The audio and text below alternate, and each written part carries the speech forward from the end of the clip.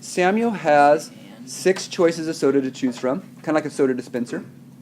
What is the probability that his friend will predict 2 different types of soda that Samuel would choose? So this guy has a cup of soda. He is going to choose 2 sodas. He's going to choose one, drink it, and then go get another one. What his friend does is his friend goes, I'm going to predict the 2 sodas you're going to choose right now, write on a piece of paper, put it down on the table, at the end, see if he's right. That's what he's trying to predict, the 2 sodas this guy's going to have during the day. And he somehow doesn't know what he likes. You can make assumptions. Oh, he likes diet. Oh, you can go for diet. Don't say that. Just guess 2. What's the likelihood of him guessing the 2 sodas Samuel would choose that day? So you have to realize this as 2 events. He's going to go get a first soda and then a second soda. Those are the 2 events. So I'm going to write it like this. I have a first event is the first soda and then the second soda. So I have a first and a second. Now, the question is, how are these events connected? Are they connected with an and or an or? Is it a first soda and a second soda? Is it a first soda or a second soda? Hopefully you can realize it's an and statement. And what do we say right here? And is what? Multiply. Or is add. This is a key starting point. If you imply a word or, you're going to be adding the events. If you have the word and in your statement, you're going to be multiplying the events. So we said this is implying an and, so we're going to multiply these 2 events. Okay, now for this first event, there are 6 sodas to choose from.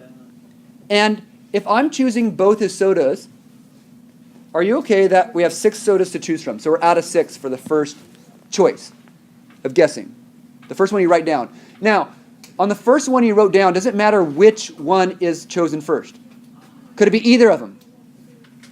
So what I want you to understand is, don't you have 2 possibilities for that first choice?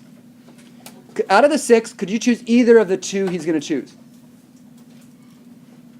Okay, because it doesn't matter which one. As long as you get one of them, you're good. But for the second choice, how many more sodas do you have to choose from if you already wrote one down? For the second choice, do you see now you have one less?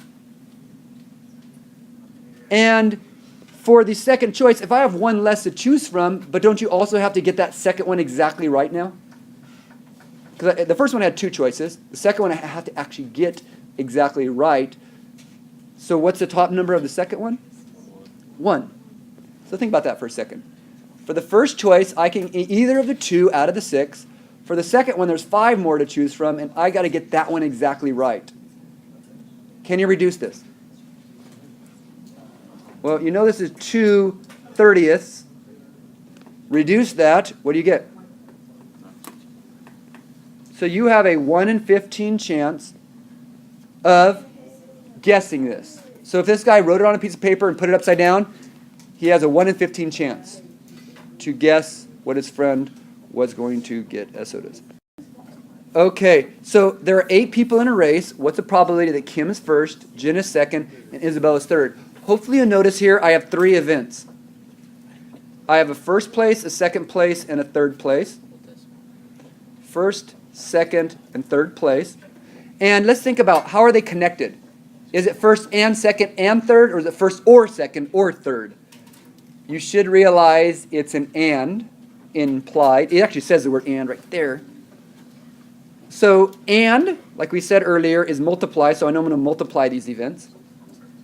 Okay, so for that first event, to get Kim first, well, aren't there 8 runners? And if I want Kim first, isn't there only one way to get Kim first? That's Kim, assuming there's no other Kims. But let's say there's one Kim. I want this Kim first, so isn't there only one way to get her first out of the 8? Next, that person's crossed the finish line. There are 7 people left. I need who next?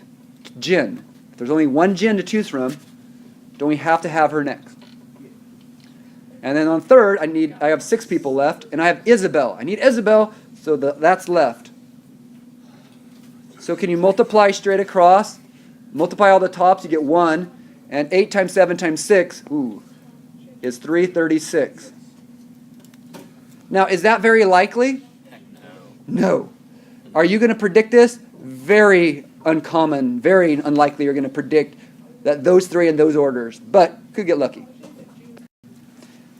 There are 1 red marble, 5 green marbles, 7 blue marbles, and 3 marbles that have both red and blue. That red and blue means those marbles have like swirly 2 different colors in them. Okay, like these ones are all solid. Okay, so if you count all this, can you think of I have 16 marbles in a bag, in a pocket. You can't see them.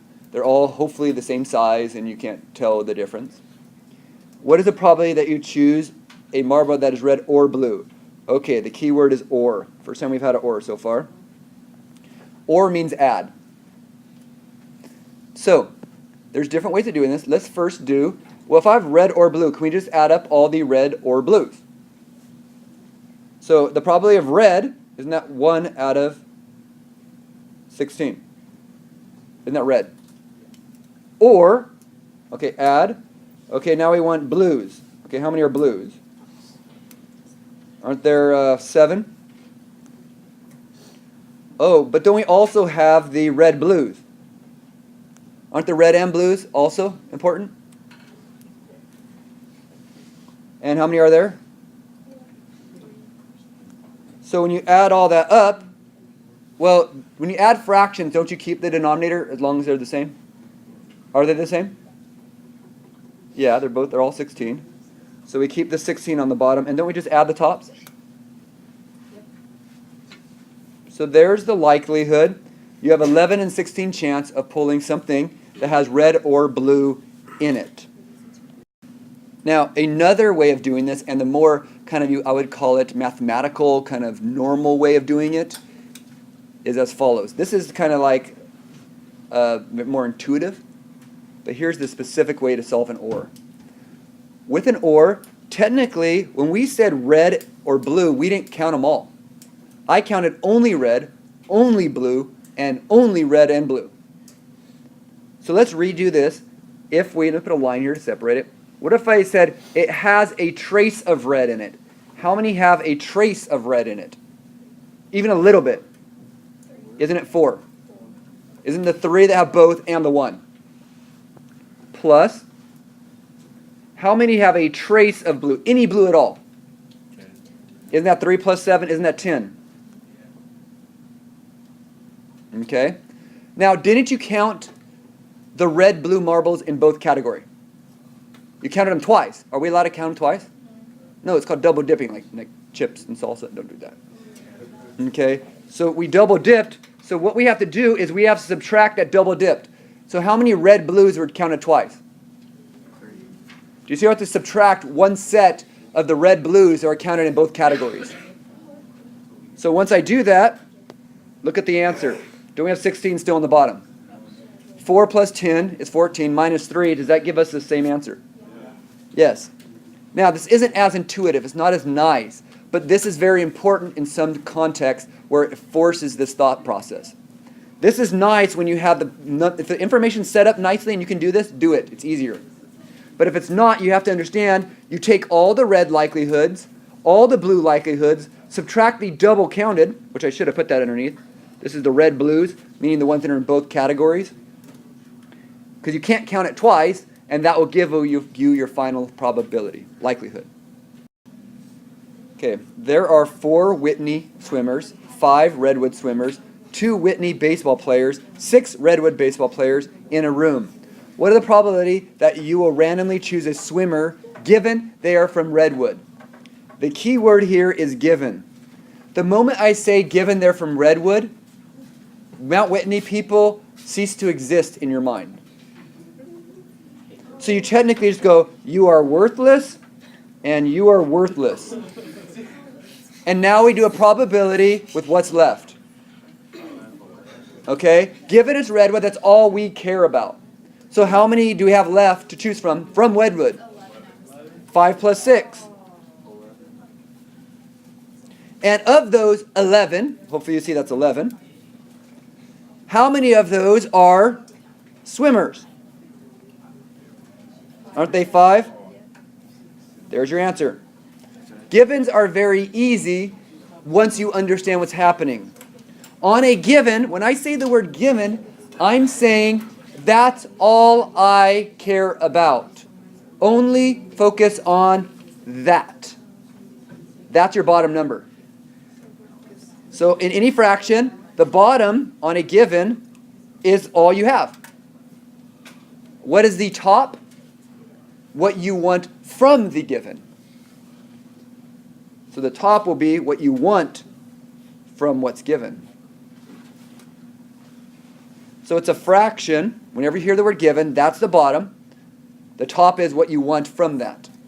And then bam, it's an easy answer. 20% of the students got the first problem incorrect. 6% got the second problem correct. What is the probability that students will get both problems correct, or got both problems correct? So, now the key thing to pay attention to in this problem is, do you see the word incorrect here? And the word correct here. And look right here, we want problems both correct. Do you see how there's two events? You should notice there's two events. There's problem 1, correct. And the second event is problem 2, correct. Isn't that what we're asking for? Is it an and or an or? Is it problem 1 and problem 2 correct, or problem 1 or problem 2 correct? When I say both, it's an and. Now, here's where people mess up on this problem. They don't read carefully. 20% chance of getting it incorrect. So what's the probability of getting it correct? 80. Good. It's 80. And I'm going to put 80% as a fraction. Do you guys know 80% is 80 out of 100? You'll see why in a second here.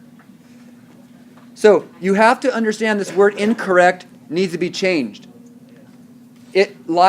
Things on math, usually things are correct or incorrect in tests. There's usually not an in-between. So it's either 20 or 80, and 80 would be your correct. So a lot of people got that first question right. How about the second correct question? Second is correct, so can we use that number? Yeah. No. Since we're asking for correct, I can use that 60. So that one is what we want. Now can you find the answer? Now there is a shortcut to doing this. Let's reduce before we multiply across. Do you guys notice the zeros can kind of divide out? Because 10 goes into both, top and bottom. And here, doesn't 10 go into both, so we can make that simpler? What's 8 times 6? 48. And what's 10 times 10? Do you have your percent? So let's leave it as a percent. Let's don't go to a fraction. Let's leave it as a percent. It's a nice pretty percent. Leave it in the percents it started with. So the likelihood of a person getting both problems correct is 48%. If 80% of the people got the first one and 60% got the second one, both together is 48%. I know it goes down because getting both is harder than just one individually.